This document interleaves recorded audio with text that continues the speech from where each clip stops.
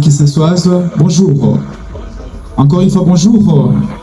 Merci beaucoup. C'est avec un immense honneur et une joie profonde que je me tiens devant vous en ce jour historique. Un jour qui n'est pas comme les autres jours.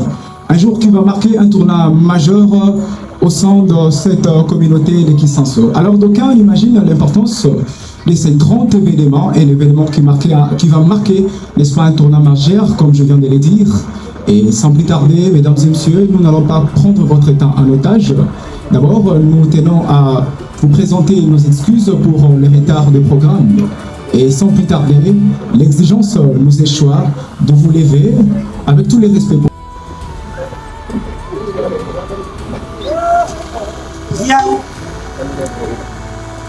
Il dans l'effort pour l'indépendance. Et son nom,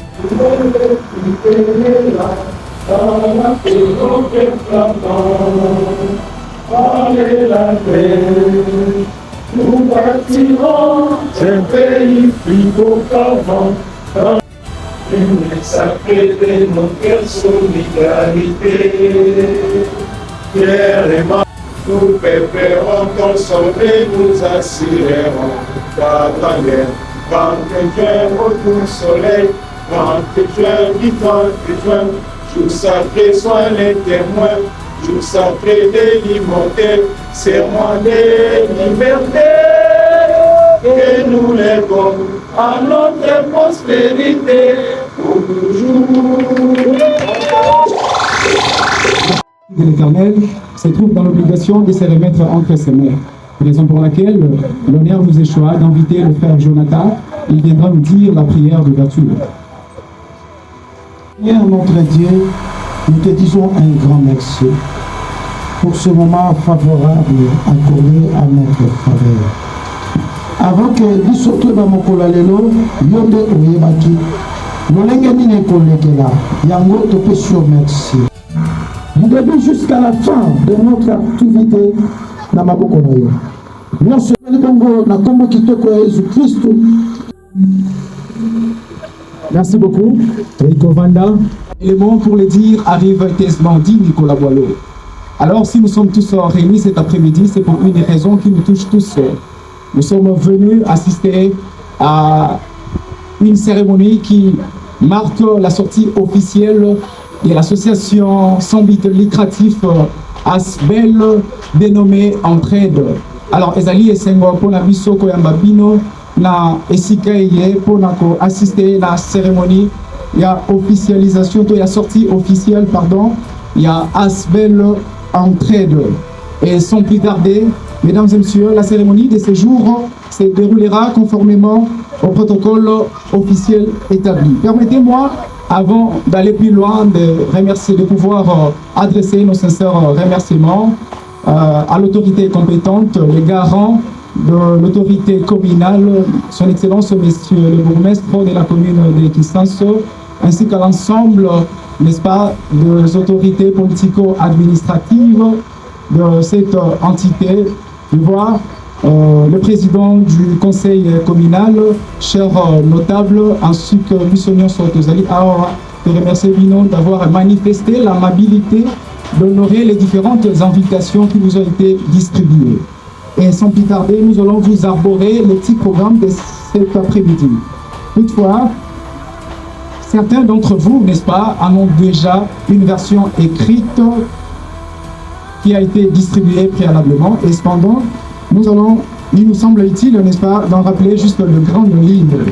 Et à cet effet, nous avons prévu la présentation des invités. Et nous avons suivi un mot d'ouverture. Il y a beaucoup maître de la commune de Kisanso. Et après, on a le mot de l'honorable conseiller communal Sauve, ainsi que la présentation de l'ASBEL Entraide. Mot du président du conseil communal. Donc, le président viendra nous adresser son message. Et après, on a le lancement des activités et nous allons donner, n'est-ce pas, et pas il y a bon maître Nabiso afin la fin de la cérémonie. Et voilà, en grosso modo, comment se présente l'horloge de notre activité. À chacun et à chacune, une très belle atmosphère. Vous adressez son mot d'ouverture.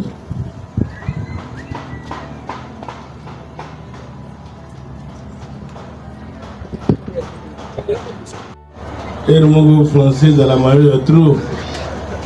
Donc, il y a des langues. Le français na lingala, mais mouké français. Honorable président du conseil communal de la commune de Kisanso, honorable conseiller communal de la commune de Kisanso, honorable président de l'ASBEL Entraide, mesdames et messieurs, à vos titres et grades respectifs, à ma qualité de bourgmestre de la commune de Kisanso, j'ai le plaisir et l'honneur de vous accueillir en ce modeste lieu pour un événement si important. J'allais vous dire que le lieu ne signifie rien. Ce qui nous importe, c'est plutôt l'activité pour laquelle vous avez été conviés. Je vous rassure que tout à l'heure, nous allons voir un nouveau-né dans l'arsenal des ASBEL ONG Fondation de notre chère commune de Kisanso. Nous allons assister parce que vous savez, tout ce que nous avons comme ONG, tout ce que nous avons comme ASBEL, je vous rassure que dans cette vaste étendue de la commune de Kisanso, 16,6 km², avec une population de plus de 540 000 habitants, je vous assure que c'est une goutte d'eau. Nous croyons avoir des ASBEL, beaucoup d'ONG, beaucoup de fondations. Hélas, c'est une goutte d'eau dans l'océan. On ne sent même pas qu'il y a des ONG et des ASBEL qui existent. Parce que la population est très nombreuse et cette population est nécessiteuse. Va s'ajouter aujourd'hui pour subvenir aux besoins toujours des Kisansoises et Kisansois. Lelo mwana moko azo botama. Mwanango auti na libumu ya mamate. Auti na société na biso, na commune na biso, na mitu ya batu. Oyo bafandi bamoni ete makambo ebele ezozanga na commune na biso. Balobi te biso pe tokende ko contribuer na développement ya Kisanso, na développement ya ville province, na développement ya République démocratique du Congo. Mais denge makomi elobi d'abord les enfants d'Israël. Ezate ke onje botami awa bana lemba ba sepela nango. Est-ce que c'est madame? Na mona bino malili onje botami na misu na binawa. Fandi awa na Kisanso. Mwana lemba yako sepela. Et bongi bisonan to bani. Ko sepela bisonan. Wanangam na lobité, zama commune de lobby. D'abord les enfants d'Israël, ensuite les autres. Il ne faut pas que ONG Botamiawa, mais en pleur Yamakasi et que vous m'en matete. En pleur Yamakasi et que vous m'en fula. En pleur Yamakasi et Zana Matari. En pleur Yamakasi Najikwiti. Voilà les amalamotés. Nous n'aurons pas profité. Attention, dans ma cambo balobaka, nul n'est professeur chez soi. Mais bateau bazana ma vision, ba aigle, ba ybasarini, ba ji. Oyo bagana sam. Ah bisone, kasi bisone to banakat. Ero banda sepela ne loko maramoko. Boyo boyete. Ebele na batu ne kisenso ya biso bamona kama be. Soki mutozi makanisi po asala mwe loko bango bazalaka na bakwe na bango kaka mona mabe. Soki omoni mutandengo wana c'est un ennemi du développement. Ngai na lobata moyiso ke développement etali mutu nyonso. Soki omoni mutu abimisi makanisa kitoko mais pona nini ko soutenir yete? Pona nini te? Bando Tchekisenso bateau baza mitema mabe nazo décourager bino chaque fois na banolo bana décourager bateau baza la contre ba initiative ngai en tant que bourgmestre na bando ko soutenir à bras le corps initiative nyonso ya mwana Kisenso pour Kisenso besoin que les bosso de soutenir à bras le corps initiative news, il y a développement, il y a combien de solutions. Est-ce que vous comprenez, Drango? Est-ce que vous comprenez, Drango? Ceux qui ont l'inga sauveté, mais l'inga asbelo yazarini. Parce que les apôts de développement, il y a combien de biso. Vous voyez? Badongo le misu.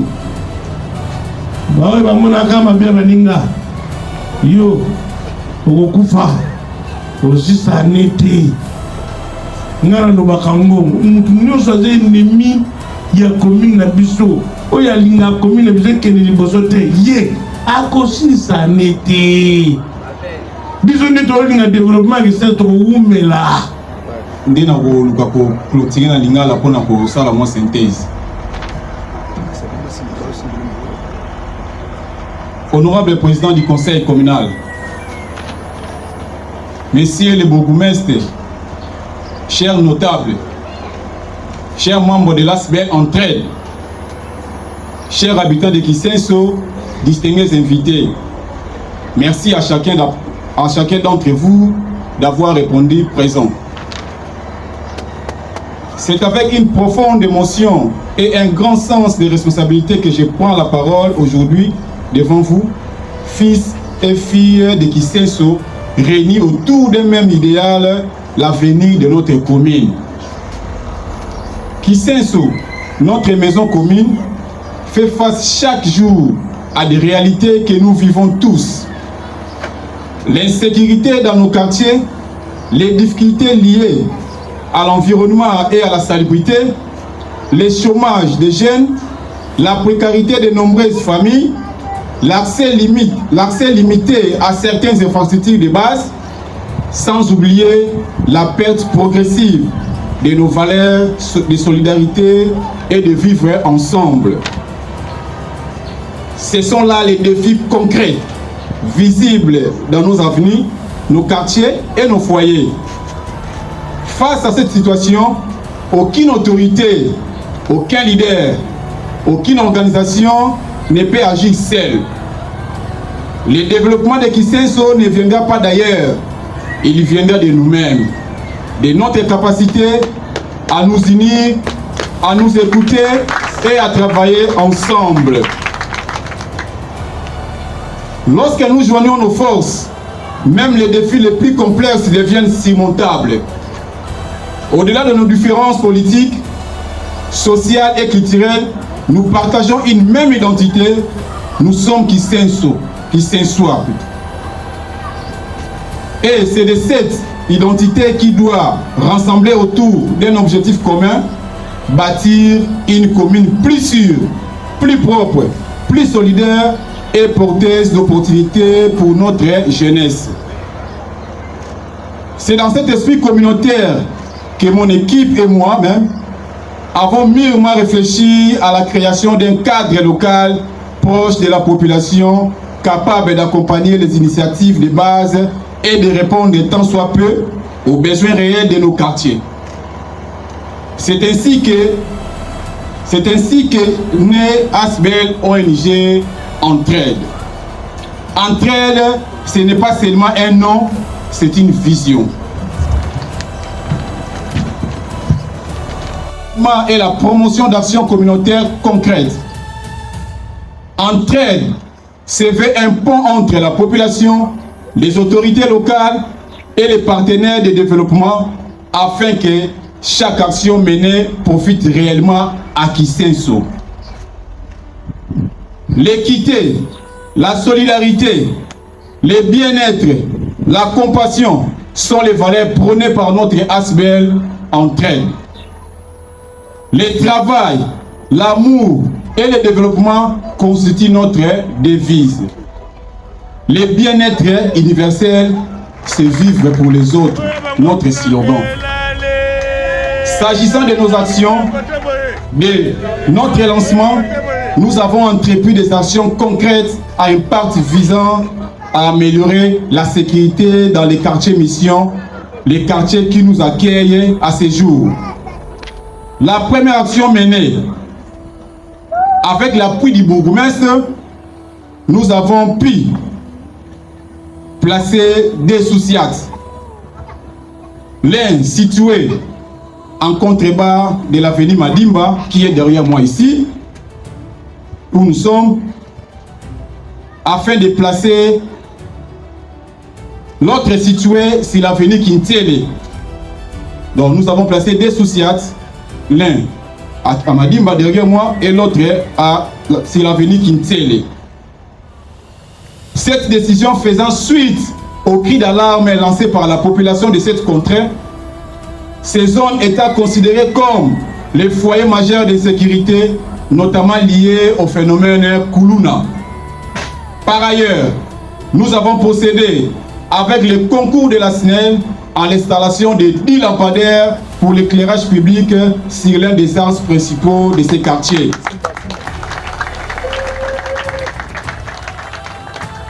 Afin de pallier à l'obscurité favorisant l'insécurité dans cette contrée.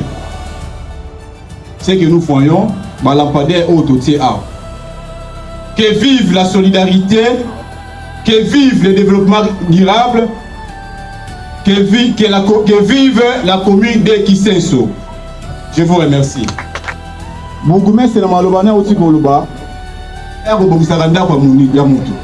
Ponda kuneza la propre info yomo kondo telema okombola.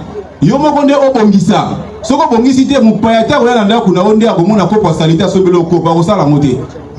Yonde kopo za salite nettoyer yango pe comme propre. Toza bana Kisenso, toyebi Kisenso pe outil et sike komi tozotala pe sike zo kende. Avec l'appui ya biso moko bana Kisenso. Soki to telemi biso moko. Toluki to bongisa Kisenso oyo ekotelema. Dans un conseil communal, j'ai été élu par la population. Avant d'être élu, et l'on est motivé qui n'a pour postuler comme étant conseiller communal, et ça y est pour répondre à un défi et à contrer les failles dans la Kisenso. Et il a fait grâce, je suis parmi, ou j'étais parmi les élus de la Kisenso. Tout le monde dit qu'il faut porter moi, ma camarade, on a commis la biso. Parfois, je serai limité dans ma fond. Je serai limité dans ma fond pour répondre à mes besoins. Et si il y a des initiatives et il y a qui, avec mon équipe, il y a créé Asbel, Autonomie Entraide. Entraide de l'Ikolobani, to sungana. Nana zo sunga, yoko zo sunga. c'est différent na aide. Aide là quand yo senga va pesa yo né, mais yo ça de l'autre côté. Mais l'entraide des vice versa. Osungi basungi yo. Osungi basungi yo. C'est par là que moi avec mon équipe, tout ce qui initiative ou une idée, de créer Asbel. Pour à travers Asbel, tu as la facilité, il y a qu'on soit bas fond, il y a qu'on soit bas aide, il y a des bandes pour nous répondre à besoin.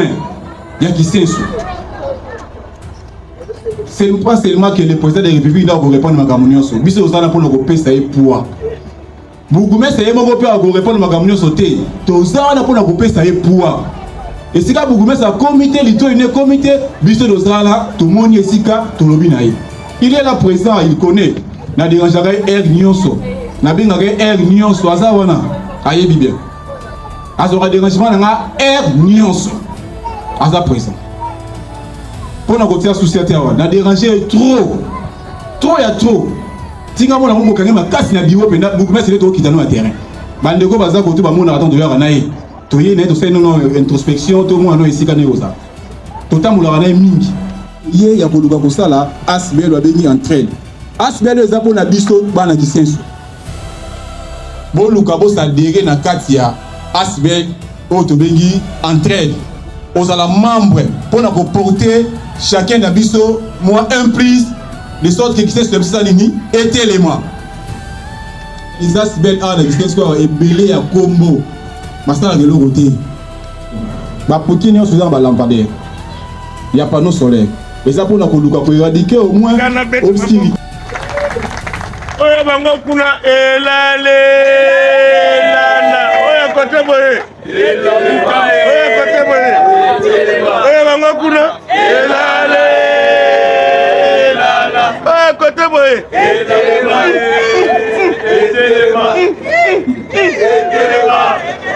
Ni toyebi toyebi ko promettre. Pour se promettre donc comment déranger. To bozara surpris et le obesalami. Surpris le obesalami. Ya moto osenga na bino. Bana kisenso, il y a les 17 quartiers. Biso nyonso to sangana pour na kotombola kisenso na biso. Ensemble, c'est possible. Merci. Tout le monde ici né léo na biso bato.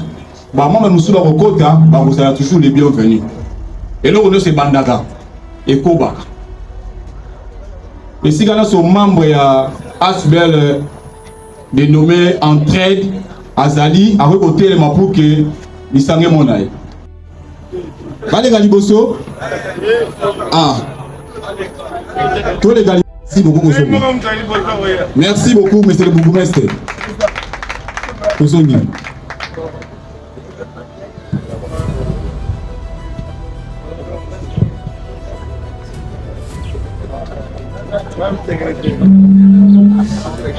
Très bien, merci beaucoup.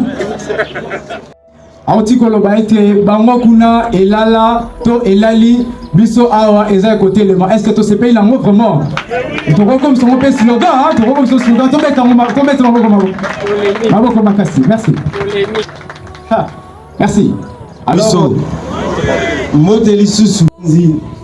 avons suivi avec attention les mots de bienvenue commandés par le mot de bienvenue qui a été commenté, je dirais, par le bourgmestre. Et nous avons suivi la présentation de manière fondée. Je dirais parce qu'ici on nous a présenté les coordonnateurs, hein? Le coordonnateur, l'initiateur pour le moment, je pense, il n'a pas tort de s'auto-nommer déjà autorité morale de l'entraide. Il est déjà autorité morale de l'entraide parce qu'il y a un coordonnateur. Mais le plus important, en ce qui me concerne, c'est la contribution de cet aspect au développement de notre chère commune. Vous avez suivi les bourgmestres. Il n'a pas ignoré d'éduire ceci. Et loko basali yango ezala au profit ya bana matetete, ezala au profit ya bana ya monga fulate, ezala au profit ya bana lembate, mais ezala au profit ya bana ya wapi ya Kisenso. Tobeti na maboko okende koto kokutana na libengi tête de dans peu de temps les dépliants qui est mis à notre disposition.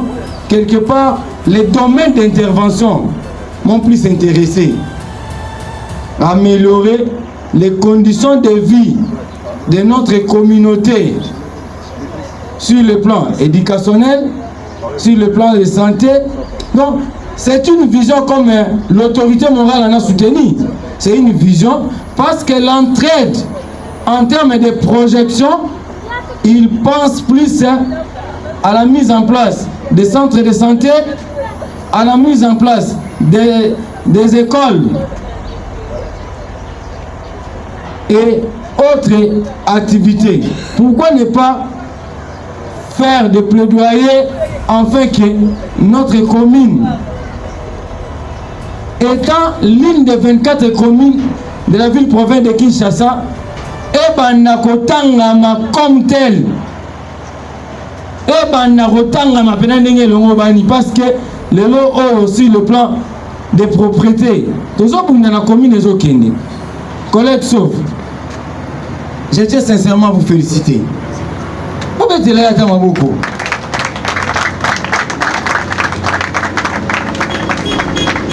Entraide, nous avons rappelé la population loko oyo mbule utiko beta erosé selemi ya makasi na yambaki ba appel ata 30 na lobaki réaction oumela te alors moni musale salema pour nos besoins ça à venir en état mais devoir ya makasi eza ya badrote bato baza baleki nzela eloko esali boye ezali misala ya nzela na ya mai nde ebebisi avenir oyo bazo koremettre en état ebebi mpona nini parce que tozobeta tangwa timona libulu ya mai na yebima na balabala te ebele bazosala ngo te mutuka na ngai na minute oyo ezotambola Kisenzo mobimba ezosala sensibilisation ya biloko oyo ya liboso libulu ya mai timona yango ya mibale bikangakanga ya la police ya basoda toboyi ya yango nazoko insister mingi pona bikangakanga bino nde bozoko ede biso makasi te burgumestre akoloba bikangakanga boyi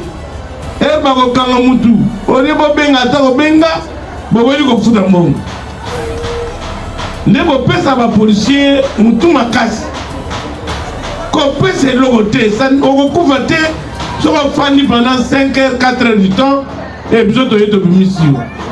D'ailleurs, nous avons décidé et nous avons lancé à partir de février la tambour na moto. La tambour minimi na moto pour contrôler la poste de police nyonso bisika ba cacho ezali. Na ko sala effort pour détruire ba cacho nyonso. Donc cacho en principe ezami balé. Ezali na 7A na 7D ba poste de police ba koza na cachoté so ba kanyi mutu fome mayekuna akopo mutu na cachoté. Par conséquent tous arande ekenge to banga kate ba kanyi o sele lo côté même ngala sele lo côté entre temps il sa membre la famille bo benga diabu bourgmestre bo signaler. Parce que tout ça est fort. Ce qui te gagne à 2-3 commandants. Tout ça est audience foraine. va condamner publiquement. Je crois que le côté est bango. Alors, bon, des biseaux, ceux qui va kangi, bon, voilà, ko bimate, au bengi, ngana goya, ba kangi pour un osser le côté. Ndé do kangi yo comme victime, ya comme bourreau. Wanande, audience ko le ka kitoko. Ngunya do so bango. Donc, wana pe oyoki bazo beta masasi bi beta signalé parce que zo mwana mutu abanota mona ile sasa ke bomayi pona nini pona bi beta donc biloko wana to lutter ngo makasi ya suka ezali propriété et pesanga souci mingi et souci wana nazo partager na Asbel entraide to yamba conseiller moko hauta na monga fula ayena Asbel moko non bopeto te sako bopeto na yabi yepe bien abandi pe musara bien oh non ba bourrette zali ba tricycle zali mitu zali ko longola ba salte na bien nzambe ki se wa somo abandi bien. Je vous assure, Azalaki n'a plus de 100 personnes. Mbongo Koti. Nzobandi Azalaka atane le vote. Abani ko Azalaka mbongo wana asomi mwa bruwe. Ba bruwe musunga ku na déficit. Ake osoma tricycle mi bale. Mais wa mi tuka. Mais musere sere kitoko na bana kiseso et comme na moment ko futa bango alekwa. Tilelo. Alors que ce sont des choses qui peuvent se faire par nous-mêmes. Nous avons ONG Asbel Entraide pour racheter le projet Wana. Qui sont ces amounés? Entraide à cause de 3-4 communes dans le quartier par exemple. Azocha propriété, je crois que Baba no pesa 3000 francs. Et bazol les confouti 3000 francs juste saltenios par jour. Chaque fois ça va l'équipe 3000 francs. Mais je pense que tu peux ça même pas dans quoi kuluno yo moi misala. Boyete. Bon miri rango na go pesa bino makanisi. Mamo ya bando kama sako wana. Aza mama na bizo wana existence. Aza mayele. À cause de mayele wana apesi pebino male bo bandi et Asbel la besoin entrer force ya bino liboso na ressentir na quartier mission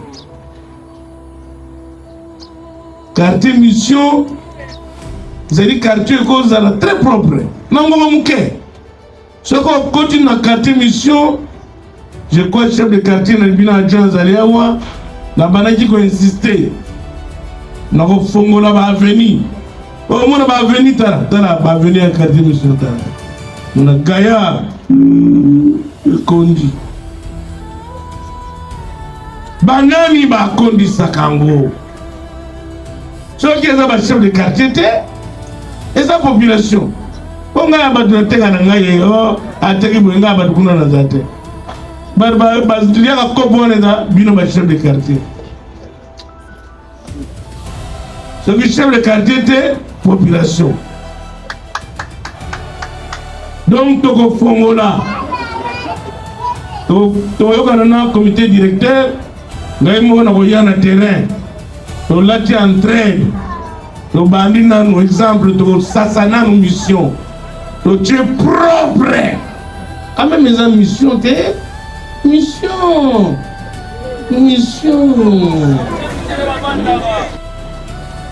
Au nom du président de la République, Félix Antoine Tshisekedi Tshilombo, au nom du gouverneur de la ville-province de Kinshasa, Daniel Bumba, à mon nom, bourgmestre de la commune d'Ekisser, j'ouvre solennellement les activités de l'ASBEL Entraide, lesquelles activités vont accompagner la commune, l'exécutif communal dans le développement de la commune d'Ekisser. Longue vie à l'ASBEL Entraide. Une solidarité très restreinte des membres de l'entraide et une franche collaboration avec l'autorité politico-administrative. Je vous remercie. Noki. Pour nous, l'accès na comme membre effectif na remplir fiche nanga ça nango ka tout de suite fiche nanga yango yo na remplir na za membre effectif pandi na membre effectif keba on so sakani na boroyo o kutana ngai Lyon hein Bwede, ma petio ba kuluna keba na yo, ba boro doche, ha, soko lebiete, o santi, papa, maman, te ya mwana na yo, te ya mwana na, oza quartier, yeah. Livia, la utolu banama pasteur, na Saint-Étienne, na mission président communal, na out. Soko outi charge batterie oko matati yao o calculer distance o longwawa o keshim kuna o calculer distance o longwawa o kiti kale o calculer distance o longwawa o keiti côté dingi o calculer distance o komona ke katikata kisenso ezali esika oyo yango bomona ki missionnaire ataka paroisse Saint-Étienne. Yango moni ba agent développement ba tie château d'eau. Château ko pesa mai na kisenzo mobimba. Et sika yango est partout. So ko termine na kisenzo ko monango. Donc le que ça le maka par hasard prenez les choses au sérieux. Tam tsusu ba onjum se le cas, tam tsusu ba onjum se le cas, mais Keba mwana muke abeta mbunda bakolo basalini babidi omona te koza papa oza mama okokota te kota parce que mutu azoloba nazaka bourgmestre te naza professeur ordinaire bagrade nyonso na université oyo professeur akozwa yango na silisi yango naza esura te naza koluka te me ngai moko nakoti nazokota mpona nini po développement etali yo etali ngai soki biso tokomi bomoko bokomona ke biloko ebele na kisenso ekokende en avant. Est-ce que toyokani oyo azali prêt pour akota na entraide atombola mosabela ye otiembala moko komona yo ezali kokota na loyenge oyebi ke ASBEL il faut opela mpe mbongo ezali kozokota kaka okuma kuna opesaka mikolo nyonso nde kosala nini ekozongela yo bozo comprendre na ASBEL ezala bongo pesa ekopesamela yo ata na église ngai oyo naza mosali na nzambe ata na église yo olombaka ofrande te olomba adime te apres obenga paster akobondela na ndako nga na oya te na oya te. Est-ce que tu comprends?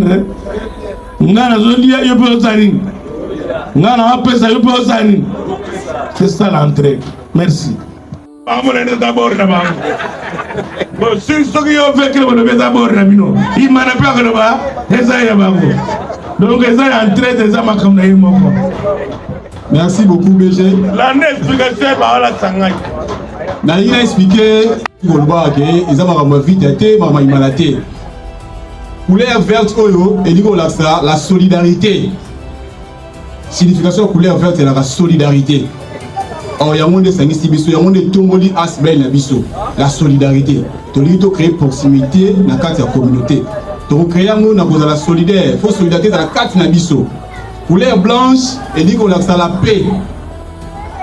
Et c'est la solidarité, c'est-à-dire c'est qu'il faut qui met ça et ça là. La raison pour laquelle on a deux couleurs dans la carte il y a l'histoire na biso, autre on a là toujours. Si quand on a la BG écharpe, où est-ce que c'est les moquets, non? Couleur noire. Non, couleur noire, ils appellent la couleur de la bichoté. Il y a un signifié par couleur où ça capitale na carte Asbel. Dans la BG, d'une manière officielle, qu'on a commis parmi les membres, il y a Asbel ONG Entraide.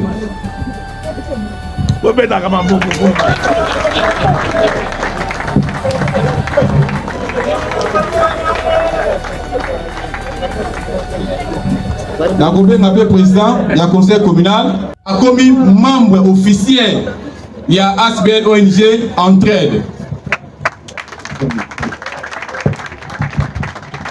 Vraiment, na minute oyo, na commis membre. Ah, parce que na bane ko c'est déjà libo qu'on a poche na pesa, mbongo na nga fiche d'adhésion. Mais ba pesi une opportunité ba esinga ke lelo fiche d'adhésion eza offelé. Fiche d'adhésion eza offelé na profiter na senga fiche d'adhésion na ngana mi komela kombo na ngai na signer. Na mi komela kombo na ngai na signer. Pe na ko répondre na obligation na nga vis-à-vis ya association en ce qui concerne surtout les cotisations parce que association et vivre na ba cotisation régulière.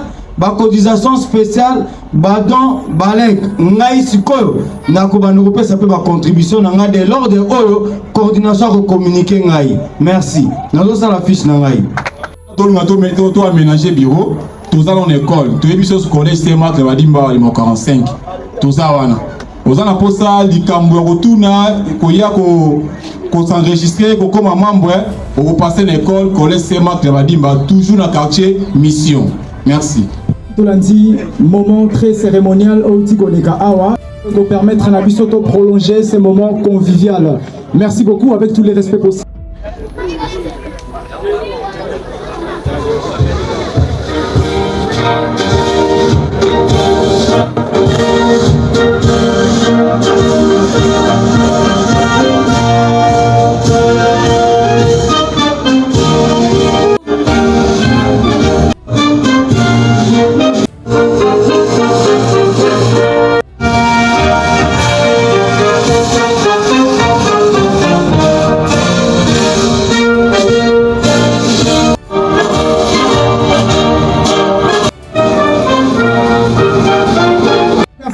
Tous les qui dans la photo de famille, service protocolaire.